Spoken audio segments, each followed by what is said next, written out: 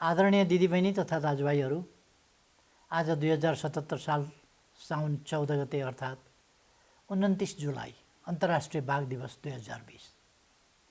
यस उपलक्ष्यमा बाघ संरक्षणका लागि सबैमा हार्दिक शुभकामना व्यक्त गर्दछु। बाघ प्रकृतिको निःशुल्क उपहार मात्र होइन, प्रकृतिमा पाइने प्रजातिहरूमध्ये सबैभन्दा सुन्दर प्रजाति पनि हो। यो प्रजाति उष्ण हावापानी, सफा र स्वस्थ इकोसिस्टममा मात्र पाइन्छ। बाघ उष्ण पारिस्थितिकीय प्रणालीको उच्च तहमा पाइने मांसाहारी प्रजाति भएकोले छाता प्रजाति पनि भनिन्छ। बाघलाई मात्रै बचाउन सके अरू धेरै प्रजातिलाई स्वतः बचाउन सकिन्छ भन्ने मान्यता रहिआएको छ। तर आज जनसङ्ख्या वृद्धि र मानवीय गतिविधिका कारण विश्वमा बाघको सङ्ख्या दिन प्रतिदिन घट्दो छ। हाल विश्वका 13 देशमा मात्र बाघ पाइन्छ र करिब 4000 बाघ रहेको अनुमान छ। बाघ पाइने देशहरूले गरेका संरक्षणका अथक प्रयासहरूका बावजुद वासस्थानको नाश, बढ्दो मानव वन्यजन्तु द्वन्द्व, चोरी शिकार तथा बाघका अङ्गको अवैध व्यापार, जलवायु परिवर्तनका जोखिम र रोग व्याधिले गर्दा बाघ संरक्षणका चुनौती दिन प्रतिदिन थपिँदैछ। विश्व संरक्षण सङ्घ IUCN ले बाघलाई रातो किताबको दुर्लभ सूचीमा राखेको छ भने साइटिसले अनुसूची 1 मा राखेर यसको अन्तर्राष्ट्रिय व्यापारमा पूर्ण प्रतिबन्ध लगाएको छ। विविध चुनौतीका बावजुद नेपाल सरकारले बाघ संरक्षणका लागि गरेका प्रयासहरू उत्साहप्रद रहेका छन्, जसले गर्दा सन् 2010 मा बाघको सङ्ख्या 121 रहेकोमा सन् 2018 मा बढेर 235 पुगेको छ।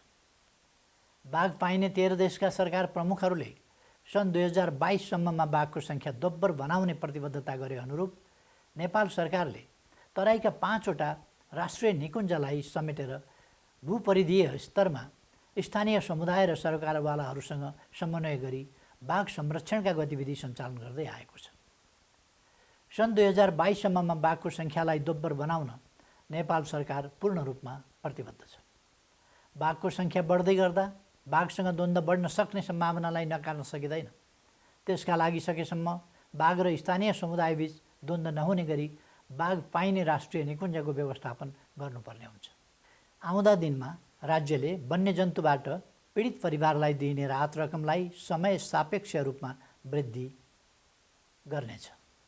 राहत वितरण प्रक्रियालाई सरलीकृत गर्नेछ। द्वन्द्व पीडित परिवारलाई लक्षित गरी संरक्षणका कार्यक्रम सञ्चालन गर्नका लागि सम्बन्धित सबै पक्षलाई म हार्दिक आह्वान गर्दछु। त्यसै गरी बाघको चोरी सिकारी रोक्न र बाघका अङ्गको अवैध व्यापार नियन्त्रण गर्नका लागि प्रभावकारी रूपमा कानुनको कार्यान्वयन गर्नुपर्ने हुन्छ। कानुन कार्यान्वयन गर्ने निकाय बीचको समन्वय र सहकार्यले मात्र वन्यजन्तु विरुद्धको अपराधलाई नियन्त्रण गर्न सकिन्छ। जलवायु परिवर्तनका जोखिम र कोभिड-19 जस्ता महामारीबाट बाघ पनि अछुतो छैन। जलवायु परिवर्तनका जोखिमबाट बाघलाई बचाउनका लागि पारिस्थितिकीय प्रणालीमा आधारित वासस्थान व्यवस्थापन गर्नुपर्ने हुन्छ। मुख्य गरी बाघको आहारा प्रजातिका लागि आवश्यक पर्ने घाँसे मैदान र सिमसार लगायतका पानीका स्रोतहरूको दिगो संरक्षणमा विशेष ध्यान दिन सम्बन्धित पक्षलाई आह्वान गर्दछु। त्यसै गरी निकुञ्जमा कार्यरत कर्मचारीको क्षमता वृद्धि दिगो निकुञ्ज व्यवस्थापनको लागि पूर्व शर्त हो भन्ने कुरामा म पूर्ण विश्वस्त छु। क्षमता अभिवृद्धि गर्ने क्रममा आधुनिक प्रविधिको प्रयोगले काममा कुशलता मात्र थप्दैन, उपलब्धिमा बढोत्तरी ल्याउने तथ्यलाई हामीले बिर्सनु हुँदैन। बाघ संरक्षण गर्दा स्थानीय समुदायको हितलाई केन्द्रमा राखी उनीहरूका हक अधिकार कुण्ठित नहुने गरी संरक्षणका कार्य गर्न पनि म हार्दिक आह्वान गर्दछु। बाघ संरक्षणका लागि रात दिन खट्ने निकुञ्ज र वनका कर्मचारी, नेपाली सेना, सशस्त्र प्रहरी बल, नेपाल प्रहरी र स्थानीय समुदायले गरेको योगदानको म उच्च प्रशंसा गर्न चाहन्छु। आर्थिक एवं प्राविधिक सहयोग जुटाई बाघ संरक्षणमा टेवा पुर्याउनु हुने सङ्घ संस्थाहरू, मुख्य गरी राष्ट्रिय प्रकृति संरक्षण कोष, विश्व वन्यजन्तु कोष र जुलोजिकल सोसाइटी अफ लन्डनलाई विशेष धन्यवाद दिन चाहन्छु। बाघलाई संरक्षण गर्नु मानव जातिको कर्तव्य र दायित्व दुवै हो। बाघको वासस्थान विस्तार र व्यवस्थापन वन्यजन्तु पीडितलाई समयमा राहत, कानुनको प्रभावकारी कार्यान्वयन र बाघ संरक्षणमा अहोरात्र खट्ने कर्मचारीको क्षमता वृद्धि गर्न सक्नु पर्दछ। साथै बाघको संरक्षणमा अध्ययन, अनुसन्धान र प्रविधिको उचित प्रयोग गर्न सकेमा बाघलाई लोप हुनबाट जोगाउन सकिन्छ। बाघ संरक्षणका गतिविधिमा युवाहरूको परिचालन गरी उनीहरूलाई सक्रिय गराउनु आजको आवश्यकता हो।